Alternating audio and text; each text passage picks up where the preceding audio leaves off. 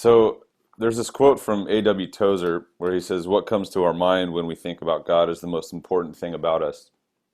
And I think the text that we have this morning is a helpful one when we think of that quote. And it's the text we have is from Job chapter 9, and in the brief context of Job is that Job is this upright, righteous man, and God is pleased with him, and so then Satan comes and says, you know, kind of challenges Job's really true faithfulness to God and his true righteousness, and he's like, well, he's only faithful, he's only righteous because you bless him with all this stuff, and so and he has a good life. Of course, he'd be faithful to you and righteous. And so then God and Satan enter into this wager, and basically Job, the story of Job is Job being stripped of any kind of like blessing or comfort in his life, stripped of any loving relationships. He loses all his wealth. He loses his family. He is at first comforted by some good friends, but then they turned out not to be great friends. And there's this deep existential crisis that Job undergoes, and he cries out to God, basically saying, why all this? And it's a beautiful book. It's a powerful book, and it wrestles a lot with the issue of suffering, and right now, what a great book for us to sit with, and think about the ways in which Job is speaking to us. And so this is a passage from Job chapter 9, verses 1 through 12, and then 14 through 16. So Job answers, "Indeed, I know that it is so, but how can a mortal be just before God? If one wished to contend with him, one could not answer him once in 1,000. He is wise in heart and mighty in strength. He who has resisted him and succeeded. No, I'm sorry, who has resisted him and succeeded? He who removes mountains and they do not know it, when he overturns them in his anger. Who shakes the earth out of its place and its pillars tremble? Who commands the sun and it does not rise? Who seals up the stars? Who alone stretched out the heavens and trampled the waves of the sea? Who made the bear and Orion, the Pleiades and the chambers of the south? Who does great things beyond understanding and marvelous things without number? Look, he passes by me and I do not see him. He moves on, but I do not perceive him. He snatches away. Who can stop him? Who will say to him, what are you doing? How then can I answer him, choosing my words with him? Though I am innocent, I cannot answer him. I must appeal for mercy to my accuser. If I summoned him and he answered me, I do not believe that he would listen to my voice." So those are some of the powerful words of Job responding and reflecting on what has happened to him, what is happening, how God fits with all of that. And I think for me, there's this, and he finds himself in this place where he is,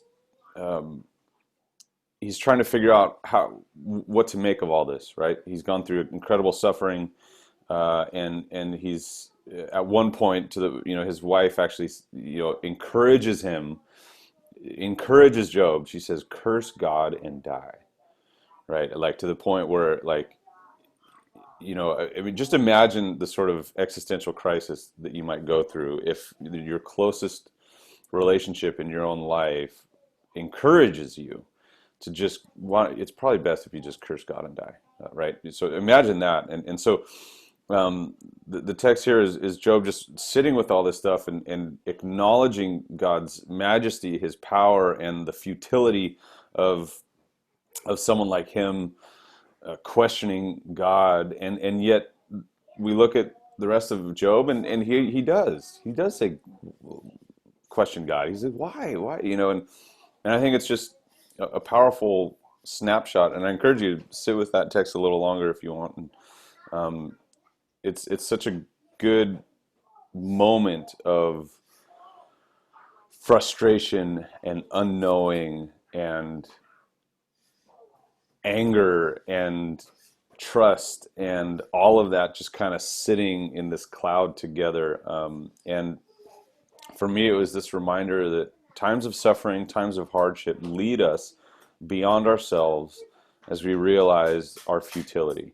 We realize that we cannot control everything in this world. We cannot control everything in our own lives. We can't even control our own selves at times. And it's this recognition that we are futile. We are incapable of understanding how to respond to all these challenging moments in our lives. And yet, what a great text to be reminded of our own futility, because when we encounter our futility, and especially during times of challenge and hardship and suffering, when we reach the end of ourselves, we always have to be drawn to something bigger and better and more true and more powerful and more eternal than ourselves. And for me, that's the moment where I encounter God. That's the moment where I come to the end of myself and I say, I can't do this. I don't know why this is happening. I can't explain this or that, or I can't control this sort of thing in my life. I am at the end of my rope. I'm done. That's when I come to God. And that's when that quote from A.W. Tozer really, I think, comes to light, where it says, what comes to our mind when we think about God is the most important thing about us. So,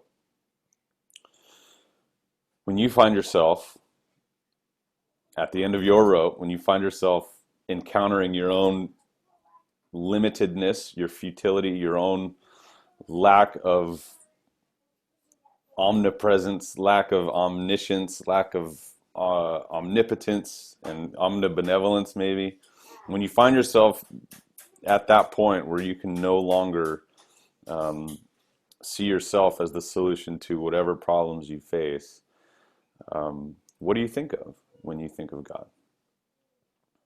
For me, I hope we are continuously drawn back to Jesus, especially during these times when we are watching so many of the things in our world that we have often looked to for stability, for structure, for identity.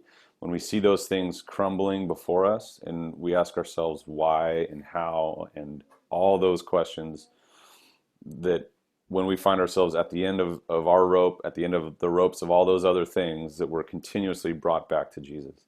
Because for me, Jesus is the God that I come to, and I think of the ways that he leads with his love, that he transforms with his love, that he is trying to do that on a broad universal scale with his kingdom here on earth as it is in heaven. And as I come to the end of my rope, as I come to the end of the rope of all those other things and people and places that often provide comfort and stability during these challenging times, I'm brought to Jesus, and I'm reminded that he is bigger and better than any of those things, and he is bigger and better than myself, and thank God for that. Amen.